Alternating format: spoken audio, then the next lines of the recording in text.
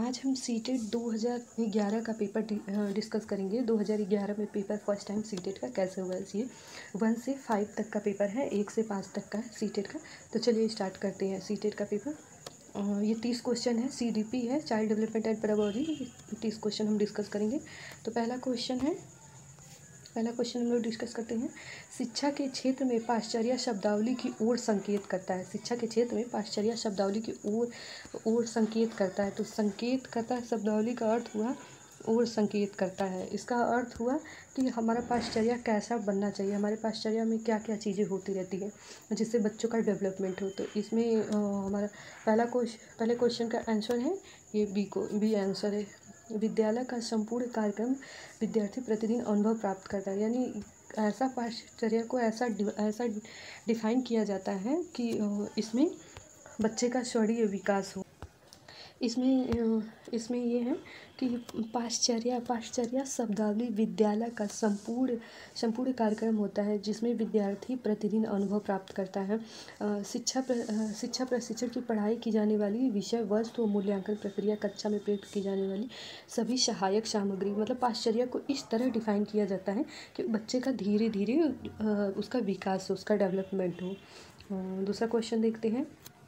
निचली कक्षाओं में शिक्षा की खेल पद्धति में निचली कक्षाओं में शिक्षण की खेल पद्धति मूल रूप से आधारित होती है। तो निचली कक्षाओं में शिक्षण का जो पद्धति है वो मूल रूप से ये विकास एवं वृद्धि के मनोवैज्ञानिक सिद्धांत पे आधारित होता है। विकास एवं मनोवैज्ञानिक जो शिक्षा जैसे डिज़ाइन की जाती है उसमें बच्चे का विकास होता है, मनोवैज्ञानिक सिद्धांत पर आधारित है। मतलब बच्चे का धीरे धीरे वो उसका विकास होते रहता है, उस तरह उसको डिफाइन किया जाता है। तो तीसरा क्वेश्चन देखते हैं। एक बच्चा अतीत की समान परिस्थितियों में की गई अनुक्रियाओं के आधार पर नई स्थिति में प्रति अनुक्रिया करता है। यह किससे संबंधित है। कोई बच्चा जैसे पहले कोई चीज़ देखा हो या उसका अनुभव अभी कर रहा है प्रेजेंट टाइम में, तो वो किससे संबंधित। ये सीखने का प्रतिस्पर्धा नियम है। सीखने का प्रतिस्पर्धक नियम है। ये दूसरा क्वेश्चन सही होगा। इसमें इस क्वेश्चन में जैसे बच्चा पहले कोई चीज़ देखा हो, सुना हो या उसका अनुभव अभी जा कर के कर रहा है, उसका अनुभव अभी जाके कर रहा है प्रेजेंट टाइम में। एक अतीत में जो परिस्थिति में गुजरा हुआ है अनुक्रियाओं के आधार पर, तो नई परिस्थितियों में वो अनुक्रिया कर रहा है। तो ये सीखने के प्रतिस्पर्धा नियम से संबंधित है। तीसरा क्वेश्चन देखते हैं। डिसलेक्सिया किससे संबंधित है। ये डिसलेक्सिया पठन विकार पढ़ने से संबंधित। हम किसी दिन एक ही वीडियो में आप लोगों को सारा वो विकार बता देंगे, सारा विकार दिखा देंगे, पढ़ा वो कर देंगे, वीडियो दे देंगे। और सारा विकार जो भी है, डिसलेक्सिया हुआ, डिसकैलकुलिया हुआ, डिस्ग्राफिया हुआ, सारा हम डिस्कस करेंगे किसी एक वीडियो में। तो ये हो गया चौथा क्वेश्चन। अब पांचवा क्वेश्चन देखते हैं। पांचवा क्वेश्चन विशेष आवश्यकता वाले, यहाँ देखिए विशेष आवश्यकता वाले बच्चों को शिक्षा उपलब्ध कराई जानी चाहिए। शिक्षा उन लोग को कैसी शिक्षा उपलब्ध कराई जानी चाहिए। तो ये अन्य सामान्य बच्चों के साथ बैठा करके या विशेष विद्यालय में विशेष बच्चों के लिए विशेष पद्धति होनी चाहिए, या विशेष विद्यालय में उनको पढ़ाना चाहिए, या विशेष विद्यालयों में विशेष शिक्षकों द्वारा पढ़ाना चाहिए। तो नहीं, यहाँ समावेशी शिक्षा की बात हो रही है। तो इसमें होगा अन्य बच्चों। ये पहला क्वेश्चन सही होगा। अन्य बच्चों के साथ आप बच्चों को पढ़ा सकते हैं, क्योंकि अगर इस तरह के बच्चे हैं, स्पेशल बच्चे हैं, स्पेशल चाइल्ड हैं, तो उनको ये समावेशी शिक्षा की बात, अगर उनको अलग बैठा के पढ़ाएंगे, अलग चीज़ें करवाएंगे, तो उनको ये लगेगा कि हम नहीं, वो चीज़ें सही है, ये समावेशी शिक्षा के खिलाफ है। तो इसलिए ये पहला हुआ सामान्य बच्चों के साथ हम बैठा करके उनको पढ़ाई कराएंगे, विशेष बच्चे हैं तो। छठा क्वेश्चन देखते हैं। छठा क्वेश्चन आकलन को उपयोगी और रोचक प्रक्रिया बनाने के लिए इसमें डैश के प्रति सचेत होना चाहिए। किसके प्रति सचेत होना चाहिए। तो ये पहला दिया है, अलग अलग विद्यार्थियों में तुलना करना चाहिए, विद्यार्थियों को बुद्धि और औसत शिक्षा की उपलब्धि देना चाहिए कि उसका औसत IQ लेवल क्या है, उस हिसाब से उसको उपलब्धि देना चाहिए, उपाधि देनी चाहिए। या शैक्षिक और सह शैक्षिक क्षेत्र में विद्यार्थियों के सीखने के बारे में जानकारी प्राप्त करने के लिए विविध तरीके से प्रयोग करना चाहिए। ये प्रतिपुष्टि या फीडबैक देने के लिए तकनीकी भाषा का प्रयोग करना चाहिए। तो इसमें छठे में आंसर होगा विद्यार्थियों को बुद्धिमान और औसत से, तो यहाँ हुआ बी आंसर। ये सचेत की बातें कर रही हैं, ध्यान दीजिए, ये सचेत करने के लिए बात कर रहा है। तो कभी भी हम बच्चों को इस तरह का आकलन नहीं करेंगे कि बच्चा कमज़ोर है या उसको औसत में नापेंगे कि वो बच्चा नहीं सीख सकता, मंद बुद्धि बच्चा है, इस तरह की चीज़ें हम बच्चों के साथ नहीं करेंगे। तो इसमें ये चीज़ें सही है कि ये कहा कि सचेत करेंगे, उसके लिए सचेत करेंगे यानी नहीं करेंगे, तो ये चीज़ें नहीं करेंगे। विद्यार्थियों को बुद्धिमान या औसत शिक्षण की उपाधि नहीं देंगे, इस तरह की चीज़ें, कोई इस तरह का प्रोत्साहन नहीं किया जाता है बच्चों के साथ। तो इसमें दूसरा क्वेश्चन, 7वां क्वेश्चन देखते हैं। 7वां क्वेश्चन, प्रतिभाशाली होने का संकेत नहीं है। प्रतिभाशाली होने का संकेत नहीं है मतलब स्पेशल या इंटेलिजेंट, यहाँ है प्रतिभाशाली मतलब इंटेलिजेंट होने का संकेत क्या नहीं है। तो इसमें सृजनात्मक विचार, तो ये तो बिल्कुल है। दूसरा है दूसरों के साथ झगड़ा करना, और तीसरा है अभिव्यक्ति में नवीनीकरण, और चौथा है जिज्ञासु। तो देखिए जो प्रतिभाशाली बच्चे होते हैं इसमें ये नहीं होता है। दूसरा आंसर होगा दूसरों से झगड़ा करना, ये उनके में नहीं होता है। प्रतिभाशाली व्यक्ति में सृजनात्मक विचार होते हैं, मतलब क्रिएटिव सोचता है बच्चा, अभिव्यक्ति में नवीनीकरण की इनोवेशन भी कर सकता है, और जिज्ञासु भी रहता है बच्चा। कोई भी चीज़ के लिए उसके अंदर जिज्ञासा भरा रहता है कि कैसे चीज़ें करें, कैसे जल्दी से वो मतलब सीखने में वो रखता है। तो इसका दूसरा क्वेश्चन, 8वां क्वेश्चन देखते हैं। बच्चे दुनिया के बारे में अपनी समझ सृजन करते हैं, इसका श्रेय किसको जाता है? बच्चे दुनिया के बारे में अपनी समझ का सृजन करते हैं, इसका श्रेय किसको जाता है? ये कौन से वैज्ञानिक ने ऐसा कहा है? तो ये इसका आंसर हो गया ये जीन पियाजे।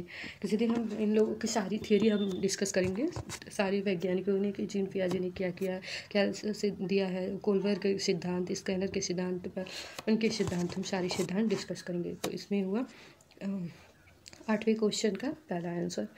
ठीक है, आगे देखते हैं। कृतिका अक्सर घर में ज़्यादा बात नहीं करती, लेकिन विद्यालय में वह काफ़ी बात करती है। यह क्या दर्शाता है? जैसे एक बच्चा है जो घर में कभी बात नहीं करता, घर में कभी बहुत ज़्यादा बात नहीं करता है, और वो बाहर जाके बात मतलब स्कूल में अपना बात बहुत ज़्यादा करता है। तो ये किस चीज़ को बताता है? यहाँ पहला है विद्यालय हर बच्चों को खूब बात करने का अवसर देता है, और दूसरा आंसर है शिक्षकों की यह मांग होती है कि बच्चे विद्यालय में खूब बात करें। नहीं, कृतिका को अपना घर बिल्कुल पसंद नहीं, उसके विचार को विद्यालय में मान्यता मिलती है, ये सही है। उसको मान्यता मिलती है, उसके विचार को। अगर कोई चीज़ अगर वो सॉल्व करती है, किसी चीज़ पे अगर वो डिस्कस करती है, तो उसके स्कूल वाले प्रोत्साहित करते हैं उसको कि हाँ बच्चा सही किया। और बच्चा को यही चाहिए कि अगर बच्चा ये 1 से 5 तक के लिए है, तो 1 से 5 तक के यानी बच्चा का सेंस ऑफ एज और उनका एज इतने ही उम्र तक होता है। तो बच्चा जब 6 क्लास में 4th 5 में होता है, तो उसकी सोचने की क्षमता इतना ही तक होती है। तो अगर उस बच्चे को किसी चीज़ के लिए अगर प्रोत्साहित करेंगे, तो ये होता है कि हाँ बच्चा को अच्छा लगता है। तो इसमें है कि घर में अगर कोई चीज़ डिस्कस करती है तो घर वाले मतलब नहीं वो करते होंगे, या फिर यहाँ स्कूल में डिस्कस करते हुए तो टीचर सब लोग प्रोत्साहित करते होंगे। तो ये चीज़ें 10वां क्वेश्चन देखते हैं। 10वां क्वेश्चन देखते हैं। एक शिक्षक को अपने विद्यार्थियों की क्षमताओं को समझने का प्रयास करना चाहिए। हाँ सही बात है, एक शिक्षक को अपने शिक्षार्थियों की क्षमताओं को समझने का प्रयास करना चाहिए। निम्नलिखित में से कौन सा क्षेत्र इस उद्देश्य से संबंधित है? तो पहला है शिक्षा समाजशास्त्र, सामाजिक दर्शन तीसरा है मीडिया मनोवैज्ञानिक, चौथा है शिक्षा मनोवैज्ञानिक। तो इसमें हुआ बच्चों को एक शिक्षक समझने का प्रयास करता है, और ये शिक्षा मनोवैज्ञानिक, इसका आंसर डी होगा। शिक्षा मनोवैज्ञानिक तरीके से उसको एक शिक्षक को अपने विद्यार्थियों को समझने का प्रयास करना चाहिए। इसके लिए शिक्षक को शिक्षा मनोवैज्ञानिक विषय का ज्ञान होना चाहिए। ज्ञान होगा तभी तो टीचर बच्चे को समझ पाएगा।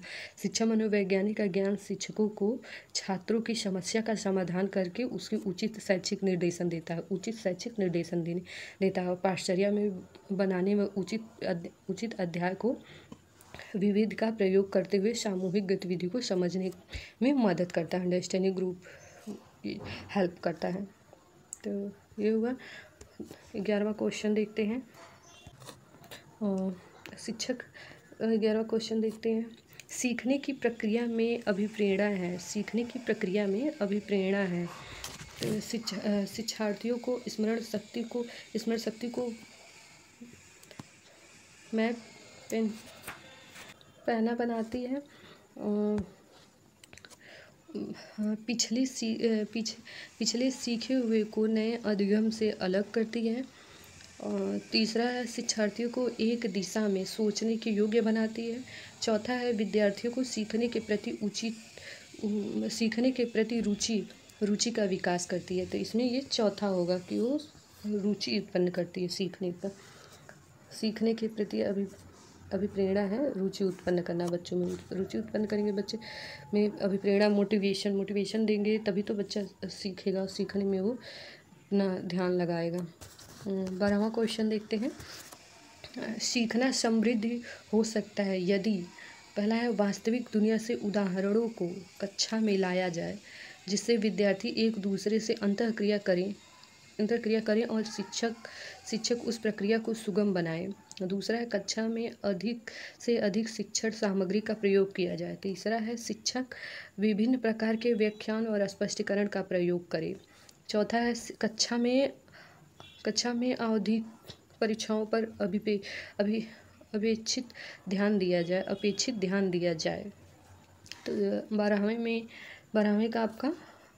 का पहला सही है कि बच्चे का वास्तविक दुनिया के उदाहरणों, जो वास्तविक दुनिया सच्ची वर्तमान में जो वास्तविक दुनिया के उदाहरणों को कक्षा में लाया जाए, और मतलब बच्चे को देख करके, सुन के, टच करके सिखाया जाए, अंतःक्रिया करके सिखाया जाए, तब बच्चा अच्छे से सीख पाएगा। इसका यही चीज़ है कि अंतःक्रिया करके बच्चों को सीखना जाए। बच्चे यानी खुद क्रिया करके सीखें, तभी वो बच्चे अच्छे से सीख पाएंगे। 12 हो गया। 13 क्वेश्चन देखते हैं।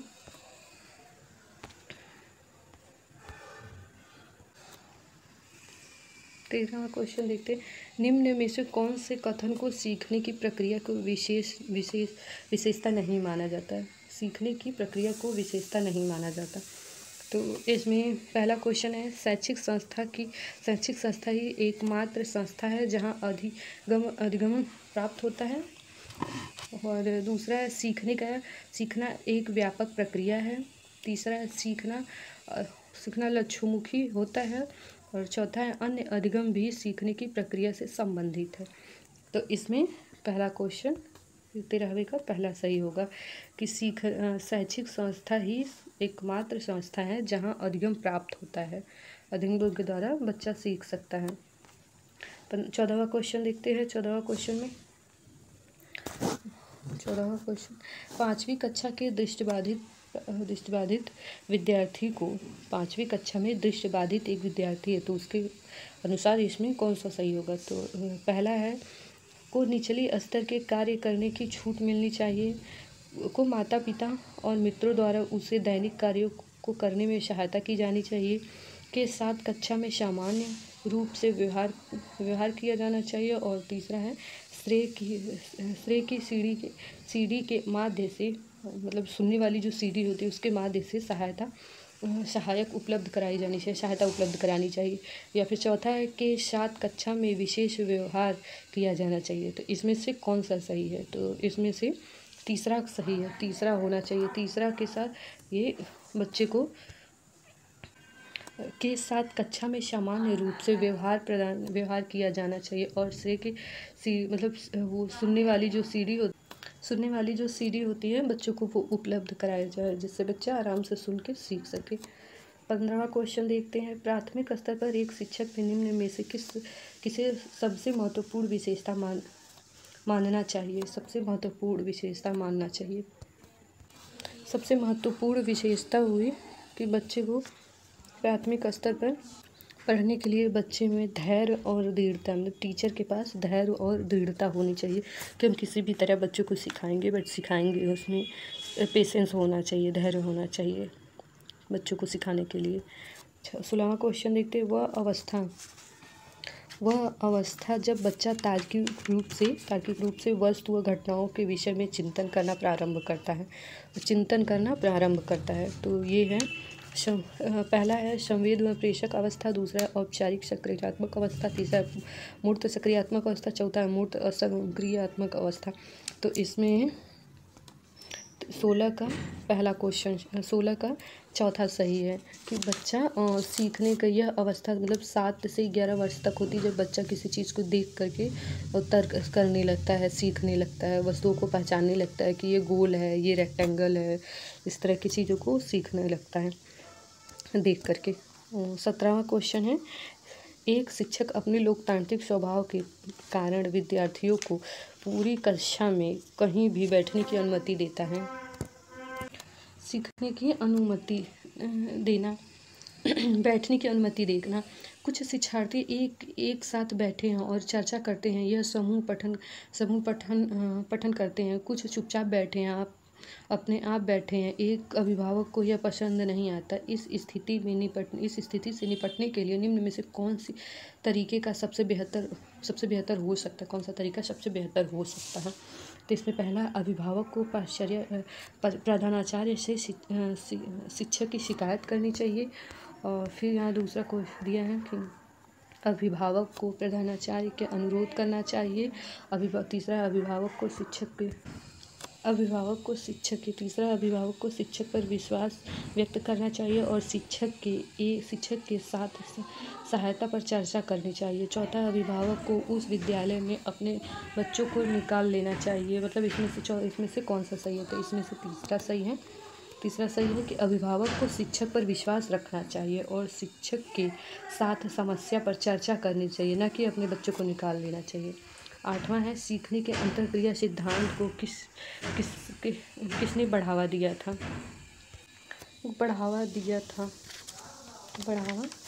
तो ये हुआ गेल्टन सिद्धांतवादी है, पाल्वन सिद्धांतवादी, जीन पियाजे और वाइगॉस्की है। तो इस 18 का पहला सही है। गेल्टन ने ये सिद्धांत दिया कि बच्चे अंतःक्रिया करके सीखते हैं। 9वें का है कि बच्चों के बौद्धिक विकास की 4 विशिष्ट अवस्थाओं को पहचान की गई। तो ये 4 अवस्थाएं किसने दिया है? कौन से वैज्ञानिक ने? कोलबर्ग ने, एरिक्सन ने, स्किनर ने, पियाजे ने। तो 19वें का है पियाजे ने 4 सिद्धांत दिया है।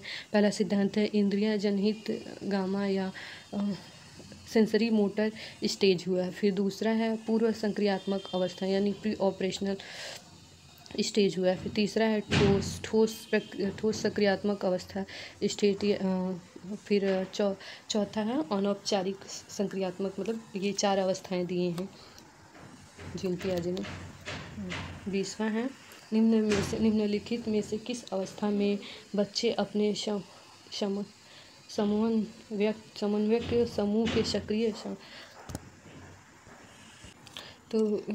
सक्रिय सदस्य अवस्था कही जाती है। तो ये इसमें है 20वां का पहला किशोरा अवस्था को की जाता है। ये पूर्व बाल्य अवस्था या फिर इसको खिलौना अवस्था के से भी इस तरह कभी कभी क्वेश्चन पूछ लेता है, तो इसको ध्यान रखिए। और 21वां है, तो 21वां क्वेश्चन है बच्चों को सीखने की प्रक्रिया में माता पिता की डैश भूमिका निभानी चाहिए। तो माता पिता की कैसी भूमिका होती है बच्चों को सीखने में, बच्चों को सीखने की भूमिका में? तो ये है अग्रमुखी होनी चाहिए बच्चों को सीखने में बच्चों को सीखने की प्रक्रिया में माता पिता का अग्रमुखी भूमिका निभानी चाहिए। 22वां है क्वेश्चन, विकास कभी ना समाप्त होने वाली प्रक्रिया है, यानी डेवलपमेंट कभी ना समाप्त होने वाली प्रक्रिया है, तो ये सही है। तो विकास ये कैसे होता है, किस तरीके से? ऐसा नहीं कि डायरेक्टली आप जैसे सो के उठे हो फिर आपका हाथ पैर बड़ा हो गया है, इस तरह कुछ नहीं। विकास निरंतर चलने वाली प्रक्रिया। तो 22वां का ये निरंतरता का सिद्धांत है। निरंतर चलता रहता है विकास। विकास कभी ना समाप्त होने वाली प्रक्रिया, यह विचार निरंतरता के सिद्धांतों से संबंधित है।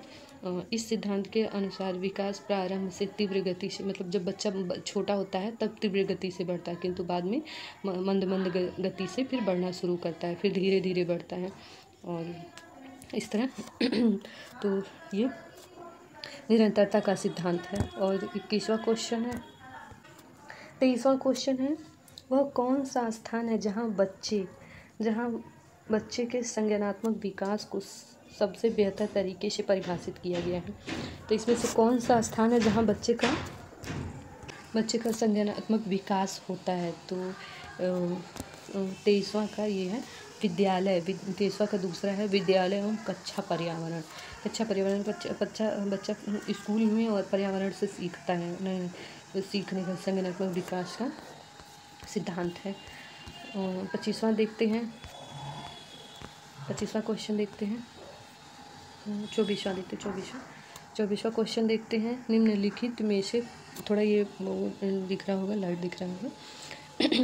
निम्न में से कौन सा बुद्धिमान बच्चों का लक्षण नहीं है? बुद्धिमान बच्चों का लक्षण नहीं है, तो वह जो विद्यालय में, तो बुद्धिमान बच्चे का लक्षण नहीं है।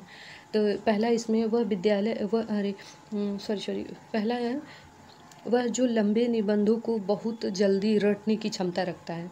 दूसरा है वह जो प्रवाहपूर्ण उचित तरीके से संप्रेषण करने की क्षमता रखता है।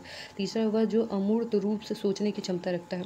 चौथा है वह जो नए परिवेश में सामान्य समायोजन करने का क्षमता रखता है। तो इसमें पहला ये है, पहला है कि बुद्धिमान बच्चे ऐसे नहीं होते कि किसी भी चीज़ को रट ले, तो वो तो रटू तोता हुआ ना, कि जो चीज़ें रट ली है वो रटन। जो बुद्धिमान बच्चा होता है वो रटता थोड़ी, वो क्रिएटिव होता है, वो कुछ अच्छा करता है, वो खुद ऐसे चीज़ करेगा, वो A to Z तोता की तरह वो रटेगा नहीं। तो इसमें ये बुद्धिमान बच्चों का लक्षण नहीं है, तो वह जो लंबे निबंधों को रट ले, ये नहीं होगा। तो 24वां क्वेश्चन, 25वां देखते हैं। डैश को एक अभिप्रेरित शिक्षक का संकेत माना जाता है। अभिप्रेरित शिक्षक का संकेत माना जाता है। तो इसमें से कौन सा है जो माना जाता है? तो इसमें पहला है कक्षा में अधिगम उपलब्धि। दूसरा है शिक्षा द्वारा दिया गया उपचारात्मक कार्य। फिर तीसरा है विद्यार्थियों द्वारा प्रश्न पूछना। चौथा है कक्षा में एकदम खामोश रहना। तो इसमें से अभिप्रेरित शिक्षा संकेत को माना जाता है। तो इसमें है विद्यार्थियों द्वारा प्रश्न पूछना संकेत माना जाता है, यानी बच्चा सीख रहा है। विद्यार्थियों द्वारा प्रश्न पूछना एक अभिप्रेरित शिक्षक का संकेत माना जाता है, अभिप्रेरित शिक्षक का, ताकि जैसे जिस स्कूल में टीचर कुछ बताएगा ही नहीं, तो बच्चा पूछेगा भी नहीं। अगर टीचर बताएगा तो बच्चा पूछता है, तो जिज्ञासु बनेगा, उसको रुचि जागरूक होती है कि हाँ, हम हमारे क्वेश्चन का आंसर सर दे रहे हैं। तो इस तरह वो इसका आंसर तीसरा हुआ। 26वां देखते हैं। निम्नलिखित में से कौन से बच्चे की सामाजिक मनोवैज्ञानिक आवश्यकताओं के साथ संबंध नहीं है? सामाजिक मनोवैज्ञानिक आवश्यकताओं के साथ संबंध नहीं है। इसमें पहला है सामाजिक अनुमोदन अथवा सराहना की सहायता करना। दूसरा है संवेगात्मक सुरक्षा की आवश्यकता। तीसरा है शिक्षक में अवशिष्ट पदार्थों का नियमित रूप से बाहर निकालना। फिर चौथा है संगीत की आवश्यकता। तो इसमें 26वां में आपका ये तीसरा हुआ। मनोवैज्ञानिक नहीं है, ये पूछा क्या है? संबंध नहीं है, मनोवैज्ञानिक संबंध नहीं, तो ये इसका तीसरा हुआ। शरीर से अवशिष्ट पदार्थों को नियमित रूप से बाहर निकालना, ये सामाजिक और मनोवैज्ञानिक आवश्यकताओं के साथ संबंध नहीं है। देखिए यहाँ शरीर अवशिष्ट से मतलब है शरीर के अवशिष्ट पदार्थ, जैसे जो भी चीज़ें शरीर से त्यागी जाती है यहाँ उसकी बात है। नियमित रूप से बाहर निकाले गए बच्चों को सामाजिक और मनोवैज्ञानिक आवश्यकताओं के साथ संबंधित नहीं है, इसमें इस चीज़ को लिए कहा गया है। 27वां देखते हैं 27 क्वेश्चन, मन का मानचित्रण संबंधित है। मन का जो मानचित्रण है वो किससे संबंधित है? पहला है बोध यानी समझ बढ़ाने की तकनीकी से, साहसिक कार्यों की क्रिया योजना से, मन का चित्रण करने से, मन की कार्यशीलता पर अनुसंधान से। तो इसमें है ये चौथा हुआ कि मन का चित्रण संबंधित है मन की क्रियाशीलता पर अनुसंधान से, मन की क्रिया पर अनुसंधान से। 20वां क्वेश्चन है विशेष रूप से प्राथमिक स्तर पर विद्यार्थियों को सीखने संबंधी समस्याओं को संबोधित करने का सबसे बेहतरीन तरीका क्या है?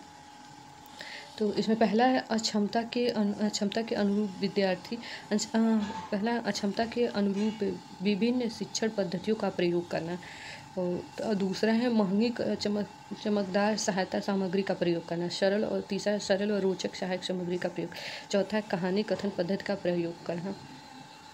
तो इसमें हुआ ये 28 में ये पहला हुआ विशेष रूप से प्राथमिक स्तर के बच्चों को सीखने की समस्याओं को समाधान करने के लिए। तो इसका तरीका है अक्षमता के अनुरूप विभिन्न शिक्षण पद्धतियों का प्रयोग। अक्षमता के अनुरूप मतलब अन्य तरह के सभी सामग्रियों का प्रयोग करना। शिक्षण प्रक्रिया के दौरान विद्यार्थियों को अनेक प्रकार की समस्याओं का सामना करना पड़ता है, तो उसकी वजह से प्राथमिक स्तर पर प्रत्येक शिक्षक के लिए आवश्यक हो जाता है कि वह समस्याओं को ध्यान में रखते हुए शिक्षण पद्धतियों का प्रयोग करें। इसमें शिक्षण पद्धतियों को विद्यार्थियों की सहायता के अनुरूप परिवर्तित किया जाता है। विद्यार्थियों की सहायता के अनुरूप इसको परिवर्तित किया जाता है। कभी कभी आवश्यकता अनुसार किन्हीं दो पद्धतियों को संयुक्त रूप से मिलाकर भी प्रयोग किया जाता है। बच्चे को बस सीखना है, बस सीखने से संबंधित है। 28 हो गया। 29 देखते हैं।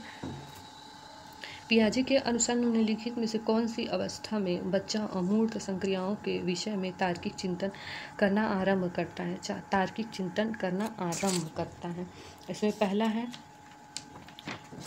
मूर्त सोचना। पहला इसमें पियाजे के अनुसार निम्नलिखित में से कौन सी अवस्था है जो, तो ये पहला यहाँ से 29वां क्वेश्चन देखते हैं, 29वां क्वेश्चन देखते हैं। पियाजे के अनुसार निम्नलिखित में से कौन सी अवस्था में बच्चा अमूर्त के विषय में तार्किक चिंतन करना प्रारंभ करता है? तो पहला है मूर्त सक्रियात्मक 7 से 11 वर्ष, फिर अनौपचारिक सक्रियात्मक अवस्था 11 से ऊपर, असंवेदी प्रेषक अवस्था जन्म से 2 वर्ष, 0 से 2 वर्ष, पूर्व सक्रियात्मक 2 से 7 वर्ष। तो इसमें आपका 29 में आपका बच्चा सक्रियात्मक अवस्था सीखना, तो ये दूसरा हुआ। 11 वर्ष से ऊपर बच्चा, ये सिद्धांत जिन पियाजे के अनुसार है, जिन पियाजे ने इस अवस्था का वर्णन किया है। औपचारिक सक्रियात्मक अवस्था 11 वर्ष तक है। तो इस अवस्था में चिंतन अधिक लचीला हो जाता है, फ्लेक्सिबल या इफ़ेक्टिव होता है। बच्चे किसी समस्या को काल्पनिक रूप से सोचने व चिंतन करने की उसका समाधान करने में सक्षम हो जाते हैं। समस्या के समाधान के लिए बच्चों के एक काम को ठोस रूप से वो देखना, समझना और उसको करना पसंद कर लेते हैं। 30 क्वेश्चन देखते हैं। 30 के निम्नलिखित में से कौन सा शिक्षार्थियों में सृजनात्मक का पोषण करता है? तो इसमें है अच्छी शिक्षा के व्यवहारिक मूल्यांकन के लिए विद्यार्थियों का शिक्षण। दूसरा है प्रत्येक शिक्षार्थी के अंतर्जन प्रतिक्रियाओं का पोषण करके प्रश्न करने के अवसर उपलब्ध करना। विद्यार्थियों जीवन के प्रारंभ से उपलब्धि के लक्ष्यों पर बल देना। परीक्षा में अच्छे अंकों के लिए विद्यार्थियों की कोचिंग कराना। तो इसमें आपका सृजनात्मक होगा दूसरा सही होगा प्रत्येक शिक्षार्थी के अंतर्जन प्रतिभाओं का पोषण करके और प्रश्न करने की अवसर उपलब्ध कराना, यानी बच्चों से प्रश्न करवाना। सृजनात्मक में नई सूचनाओं और तथ्यों या अवधारणाओं का निर्माण करना। इसमें अंतः शिक्षक के शैक्षणिक या सृजनात्मक का पोषण करना, जिससे बच्चे को अवसर देना, बच्चे को जिज्ञासु बनाना, जिज्ञासु शिक्षार्थी से प्रश्न पूछना, जिससे बच्चे को बच्चा उत्साहित होगा, उसमें रुचि रखेगा और वो पूछता रहेगा।